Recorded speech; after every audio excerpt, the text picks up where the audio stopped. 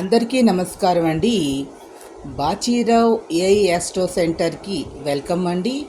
ఈరోజు పంచాంగం తీసుకున్నట్లయితే 23/10/2025 గురువారం, శ్రీ విశ్వావసునామ సంవత్సరం, దక్షిణాయనం, శరదృతువు, కార్తీక మాసం, శుక్లపక్షం, విద్య రాత్రి 7:50 తదుపరి తదియ, విశాఖ తెల్లవారుజామున 3:16 తదుపరి అనురాధ, వజ్యం ఉదయం 6:53 నుండి 8:39 వరకు, అమృత గడియల సాయంత్రం 5:37 నుండి 7:17 వరకు, దుర్ముహూర్తం ఉదయం 9:49 నుంచి 10:35 వరకు, తిరిగి మధ్యాహ్నం 2:26 నుండి 3:13 వరకు, రాహుకాలం మధ్యాహ్నం 1:30 నుండి 3 గంటల వరకు, సూర్యోదయం ఉదయం 5:58, సూర్యాస్తమయం సాయంత్రం 5:32.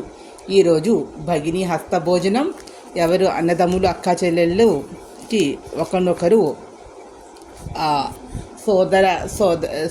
సోదరులు ఒకరినొకరు భోజనానికి పిలుచుకొని చెల్లెలు లేదా అక్క వాళ్ళ భోజనాన్ని అన్నయ్య లేదా తమ్ముడు చేయడం అనేటటువంటి ఒక ఆచారం. దీనివల్ల మేము మీకు రక్షణ కల్పిస్తాము, మేము జీవితాంతం మీకు రక్షణగా ఉంటాము అని ఒక భరోసా ఇచ్చేటటువంటిది ప్రేమానురాగాల పండుగ, రక్త సంబంధీకుల మధ్య ప్రేమానురాగాల పండుగ ఈరోజు భగిని హస్త భోజనము. అదేవిధంగా యముడు తన సోదరి అయినటువంటి యమున ఇంటికి వచ్చి ఈరోజు భోజనం చేస్తాడు, అందుకని దాన్ని భగిని హస్త భోజనం అని పిలుస్తారు. అదేవిధంగా ఈ రోజున ఉసిరికాయతో చేసినటువంటి పులిహోరలు, ఉసిరి పచ్చడి, ఏదో ఉసిరికాయ పప్పు, ఇలాంటి ఉసిరికాయతో చేసినటువంటి పదార్థాలను, అదేవిధంగా ఒక తిపి పదార్థాన్ని కూడా వాళ్ళ సోదరులకి వడ్డిస్తారు వాళ్ళ అక్క చెల్లెళ్ళు.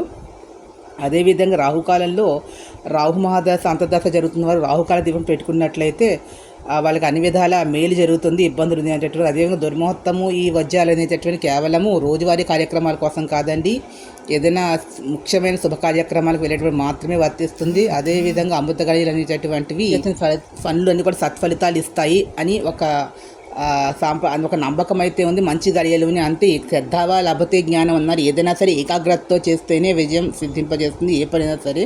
అది గుర్తుపెట్టుకుని ఈ వీడియో మీకు నచ్చినట్లయితే ప్లీజ్ సబ్స్క్రైబ్ మై ఛానల్. మరిన్ని వీడియోలు ముందుకు వస్తాను. Thank you to all.